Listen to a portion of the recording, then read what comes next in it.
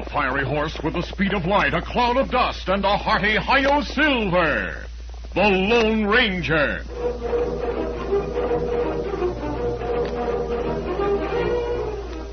Before this exciting adventure, a word from our sponsor. General Mills, makers of Cheerios, the ready-to-eat oat cereal that gives you go power, and Wheaties, the breakfast of champions, present by special recording, The Lone Ranger. All over the country in every direction, how you doing is the question. And here's one the happy people have to say. Eating our Wheaties and doing okay. Hi there. This is the Lone Ranger speaking. Out here in the West, we have a couple of champions who are really doing okay. Champion Bob Maynard. He can grab 1,000-pound steer by the horns and toss it to the ground like it was a 3-day-old calf. And bronc-busting champ Bob Burrows. The way he can stick on a mean, sidewinding bronc, you'd think he was glued to the saddle. They're both great rodeo champions and both eat Wheaties. Have been ever since they were youngsters. That's a good example to follow. Keep on eating your Wheaties and you'll be doing okay.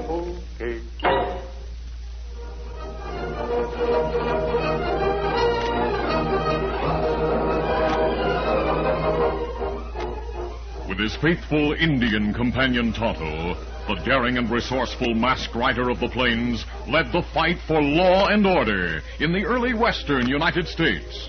Nowhere in the pages of history can one find a greater champion of justice. Return with us now to those thrilling days of yesteryear.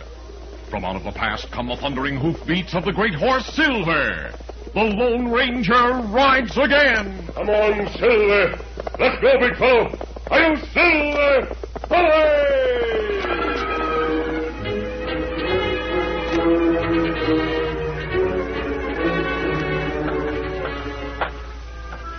Young Jeff Austin stood at the door of his cell in the Fortune County Jail.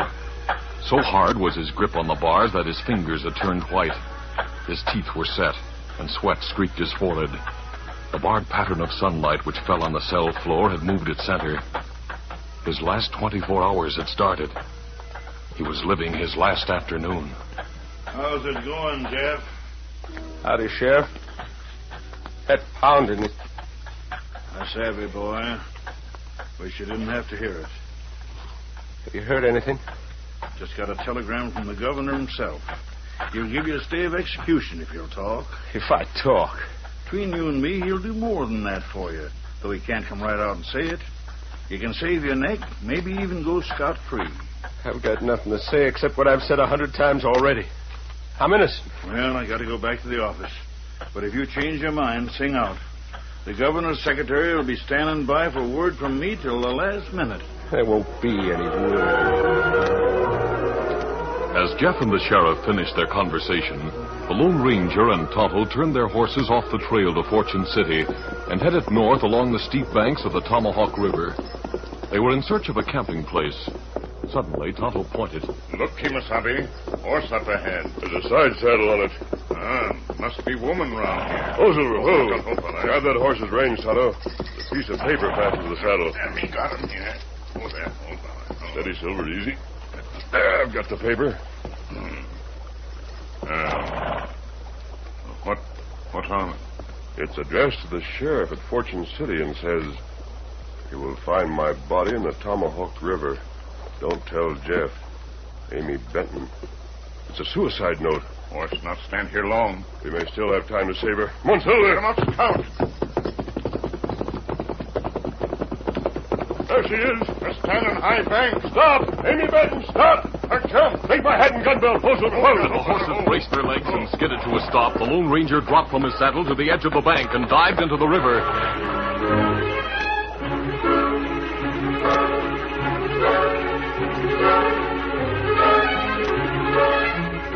A few moments later, the girl had been hoisted to the top of the bank. Presently, she was gasping and coughing. Her eyes opened, but she said nothing. Neither did the masked man speak to her until she had been placed in a blanket beside a fire and Tonto had prepared coffee. As she drank, he said, Miss Benton, you don't seem concerned over my mask. I'm not. I don't care who or what you are. Why did you save me? I always save a life if I can. There's one you can't save. Suppose you tell us your troubles. You'll feel better if you get them off your mind. Yes, maybe I would. It's possible that my friend and I can help you. Oh, if you only could, It's too late. Tomorrow they're going to hang Jeff. Well, what did Jeff do? Nothing. Nothing at all. He's innocent. And I put him where he is. How did that happen? You see, Jeff and I were engaged to be married. I was working in the Wells Fargo Bank in Fortune City. Then Yes, miss? the bank got a lot of gold ready to ship out. Usually the shipments were made by stage, but because there'd been a lot of robberies, Mr. Quincy, the Wells Fargo agent, decided to send an empty box on the stage and ship out the gold in a freight wagon. I see. Mr. Quincy and I were the only ones who knew about the arrangement until I told Jeff. I never kept anything from him. Was the gold stolen? Yes. A gang of outlaws let the stage go by and held up the freighter. The driver was killed. That makes it certain that they had inside information. What makes you so sure Jeff is innocent? What makes me trust a masked man? Call it a woman's intuition, but I know. I know. I'd like to know more about Jeff. Jeff, he's big-hearted and gentle. He and a younger brother, Jim, were orphaned years ago. But he was father and mother both to Jim. Why, there's nothing he wouldn't do for the kid brother, as he calls him. Where did Jeff work? He was top hand at the X7 ranch. Jim works on the Consolidated Cattle Company spread. Who was Jeff's lawyer? Monty Baldwin. Oh, he fought hard to save Jeff. I've heard of Baldwin. He's a good criminal lawyer, but his fees are very high. I gave him what money I had, $200. Where do you live? I've been rooming at the Empire Hotel. My home is in the east. All right, we'll see you to the edge of town. And I want you to go to the hotel and wait. We may need your help, in which case my friend will call for you. Yes, I understand. What are you going to do? While Tonto gathers information around town, I'll slip into Baldwin's office for a talk. Monty Baldwin was alone in his law office. He sat in an easy chair with his eyes closed, feeling sorry for himself. For the first time in his career, he had lost a murder case. He sighed gustily, opened his eyes, then sat bolt upright as the back door opened silently and the Lone Ranger stepped into the room. A masked man. Steady, Mr. Baldwin. Just keep your hand away from that derringer in your vest pocket. Don't shoot me. I did the best I could for Jeff. I'm not interested in what you did. I want to know who paid you and how much you received for defending him. You want to know? Don't you belong to the gang Jeff was in? I'm not an outlaw. My purpose to see that justice is done. It was done in his case. He was guilty and deserved the death sentence. Of course, it puts a blot on my record. You haven't answered my question. I don't intend to. Now you... Stop that derringer! No! Don't hit me again. I dropped it. And I'm kicking it into a corner. There. You'll pay for this. Are you going to tell me what I want to know? Yes. Yes, I'll tell. I received a small retainer from Miss Benton. The rest, Go on. The rest was paid by Jeff's brother, Jim. It was a matter of $3,000. Didn't it strike you as strange that a ranch hand could raise that much money? I thought Jeff had told him where to dig it up. In other words, you thought it was part of the loot of the Wells Fargo box. I don't question the source of my client's money. They're all criminals. Never mind that. Where is Jim Austin now? He was still with the Consolidated Cattle people a few days ago. That's all I wanted to know. Jim Austin was sprawled on a bunk in the sleeping quarters of the cattle company's riders. His weakly handsome, almost effeminate face was haggard. His long-lashed eyes were bloodshot from lack of sleep. As he stared at a battered clock on the wall, the door opened. The foreman's voice boomed through the bunkhouse. Jim, there's a young lady here to see you. All right. I'm coming. Be right out, miss. Good night. Jim. Oh, it's you, Amy. I thought some senorita was calling on me. I want to talk to you where we won't be heard. About Jeff? Yes. And come on, we'll take a walk down toward the water tank. Jim, you were in that Wells Fargo holdup. Huh? You're letting Jeff hang for something you did. Amy, you're loco. Jeff passed you the information about the gold shipment, just like I passed it to him. He trusted you, and you betrayed him. Did Jeff tell you that? I'm not saying who told me, but I'll tell you this. You've got to keep Jeff from hanging. What can I do? Get your gang together and work out something. I haven't got any gang. Do you know that Jeff can save himself by talking? He wouldn't. Wouldn't tell on you? Is that what you intended to say? I'm not saying anything more. Well, I am. But it's my last word. The sheriff will know about you in the morning if you don't do something. Now, wait, Amy. I'll wait in town. Crossing a wide yard between the ranch buildings, Amy joined the Lone Ranger in the shadows of a shed. She reported. I did just what you told me to do. How did he act? He's not only guilty, he's conscience-stricken and scared. Jim Savvy. Yes? You watch that fella go into corral. Him get ready to ride. All right, you take Miss Benton back to town. I'll follow him. Maybe you need me. Miss Benton needs you more. Her life is in danger. Unaware that the Lone Ranger was on his trail, Jim Austin rode directly to one of the most remote line camps on the vast spread.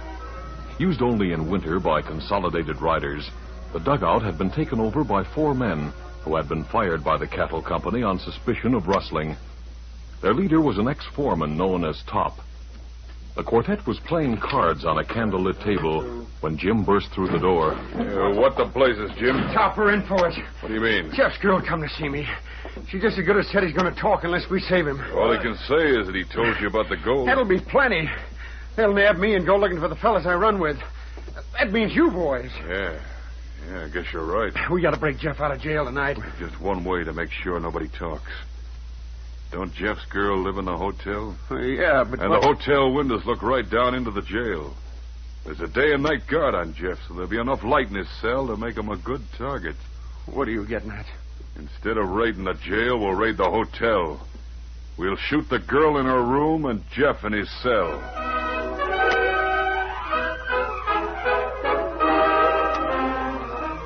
We'll continue our Lone Ranger adventure in just a moment. Boxer Ben fights hard and fair, so in the ring you kids beware. He's dynamite because he knows he's got go power from Cheerios. Yes, he's got go power. There he goes. He's feeling his Cheerios, Cheerios, Cheerios.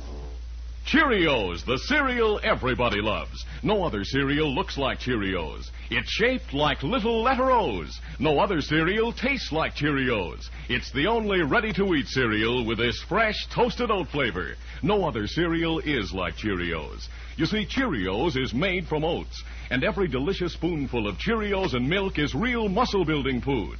Each spoonful contains vitamins, minerals, and proteins your body needs.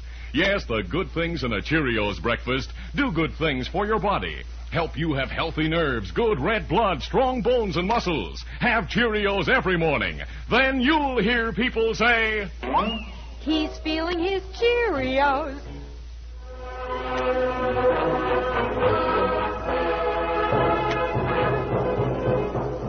Now to continue. Fearing that Jeff Austin would talk before he went to the gallows, the outlaw gang of which his younger brother Jim was a member planned to shoot him in his cell and murder his sweetheart, Amy Benton. Meanwhile, the Lone Ranger had been standing on the roof of the dugout, his head bent over the chimney. Funneled upward through an empty fireplace, every word spoken by the bandits had reached his ears. As he continued to listen, he heard Jim protest. Chop, you can't do that to them. Jeff is my brother. It'll be more merciful to plug him than let it hang. Now let's get going. At that moment, the Lone Ranger shifted his weight. The sod gave way. Then he was falling straight down into the lair of the murderous gang. Bandits jumped back with startled cries. Top was the first to recover. He jammed the gun against the Lone Ranger's back before he could free himself from the debris. All right, freeze, fella. I'm getting his guns. Hey, Mike, look outside. Louis, you and Hank pull his varmint out and stand him up. I got him. Now stand up if you can. I can stand. Hey, look, he's got a mask on. What were you doing on the roof, fella? What do you think? You were spying on us. You're either an owl hoot who was after our boodle or some kind of Wells Fargo detective. I'm neither. Well, whatever you are now, you'll only be one thing in a minute. Meat for the coyotes. Jim, take his mask off. Right. Hold on, Jim Austin. You know me. I want to help Jeff. He's innocent. Jim, I told you to take off his mask. Quick, grab back your guns. As the masked man snatched back the guns which Jim had thrust under his belt, the young bandit pretended to struggle with him. Help, he's got his guns again. The ruse kept Hop from firing for a moment, but only a moment. Then the gang leader's Colt blazed. Oh, I'm hit. You shot Jim. Drop your guns, all of you. I'll drop you. Shoulder. That's it. William, boy. Dodging behind the broken table and debris from the roof, the Lone Ranger turned his right gun on a candle which had been stuck into a bottle on a shelf. Shut out the candle. Hold your fire. We'll hit each other. Well, let's get outside. Up where you are. Retreating to a line of rocks a few yards from the dugout door, the bandits laid siege to the place. You watch that hole in the roof. Let's keep pumping lead through the doorway.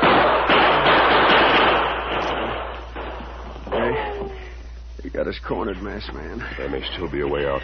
How badly are you hurt? Oh, not bad at all. You saved my life. I hope you can save Jeff's.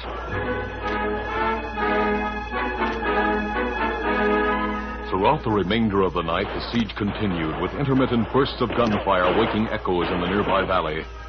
Then, as a late dawn stretched a gray ribbon above the eastern mountain peaks, Jim broke a long silence. It's getting mighty close in here. It's hard to breathe. My lungs feel filled up. Jim, you were shot in the chest. Why didn't you tell me? It's better this way. I was a fool. I never would listen to Jeff. Tell Jeff I'm sorry.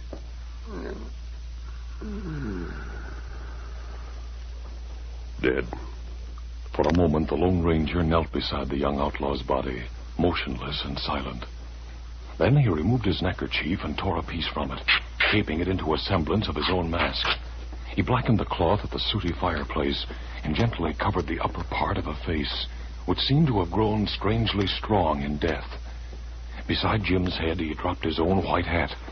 Then he flattened himself against the wall close to the doorway. Long minutes passed, and then... I tell you, that masked man's dead. Look how he's sprawled out. He might be playing possum. No. Well, look at his shirt. He got one through the chest. Yeah, he's dead, all right. Now, let's get inside and find our medical kit. My shoulder's killing me. Don't see Jim. And likely the double-crosser ran out with us and then sneaked away. Top, this isn't a masked man. It's Jim. Get your hands up. The masked man's behind him. That's only a warning. Up with your hands. We're reaching. Now lie down on the floor. Keep your arms stretched out in front of you. I can't. My shoulder. Down, I said. All right. Don't shoot. What are you going to do to us? Taking your guns first. Disarming the outlaws, the masked man called to Silver. Hey, Silver. Hey, boy. The big white horse, who had been left standing some distance from the dugout, trotted up. Cutting pieces from his lariat, which hung from the saddle, the Lone Ranger bound each of the bandits securely. He glanced at his watch. It was 8 o'clock. Only 4 hours of life remained for Jeff Austin, and Fortune City lay far away, so far that even the gallant Silver might fail to carry him through in time. He leaped to the saddle. Steady, easy. Come on, Silver. As the brave horse responded to the masked man's voice, the sheriff approached Jeff's cell. Jeff, your girl is out in the office. Don't torture me. You know I can't face Amy. Your time's running out fast, but they're still holding the wire open to the governor. If you want to talk... Sure, I'll talk. I planned the hold-up. I led the gang. Tell the governor that.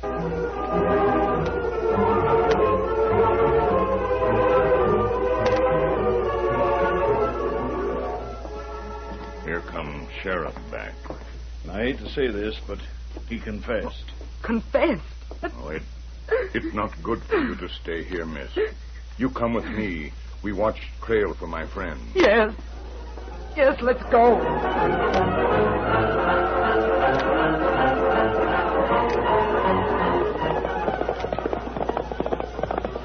It It was 5 minutes to 12 when the Lone Ranger urged Silver to a hilltop from which the town could be seen. Faster, big fellow, faster! We're on the last mile!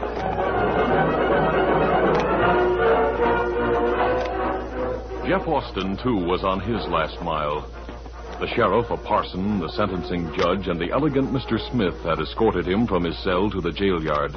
Well, here we are, Jeff. Got anything to say? Nothing that anybody'd understand. Hurry and get it over. It's now noon. Are you ready, Mr. Smith? What's going on out there? Somebody's riding into the yard. It's a masked man. He's descending, fella. Say the execution, Sheriff. What's the meaning of this interruption? Who are you? What does that mask mean? I haven't time for explanations now. Release Jeff Austin. He's innocent. He just confessed. He tried to sacrifice himself for his brother Jim. But Jim is dead. Dead? The rest of the Wells Fargo killers have been captured. Consolidated Riders are bringing them in. That may be true, but this execution can't be stopped legally without an order from the governor. Proceed, Sheriff. That's the law. I'm proceeding to break the law. Mr. Smith, take the rope off that man. There isn't going to be any hanging.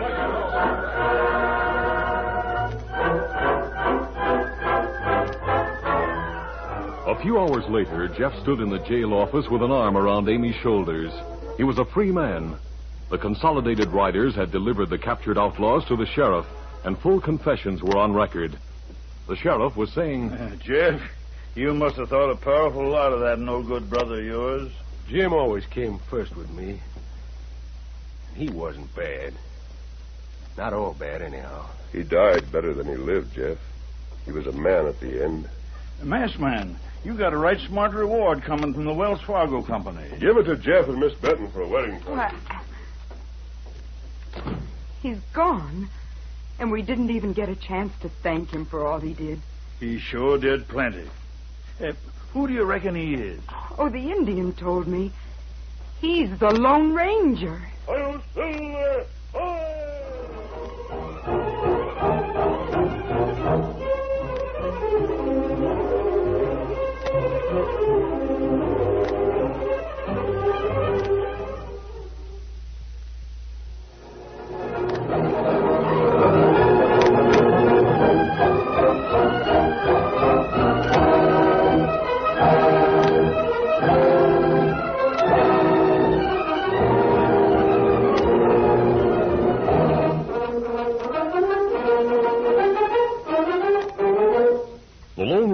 A copyrighted feature of the Lone Ranger Incorporated, is produced by Trendle Campbell Muir Incorporated.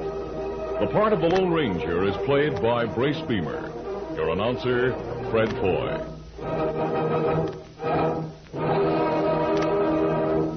Listen to the Lone Ranger, brought to you by special recording Mondays through Fridays at this same time.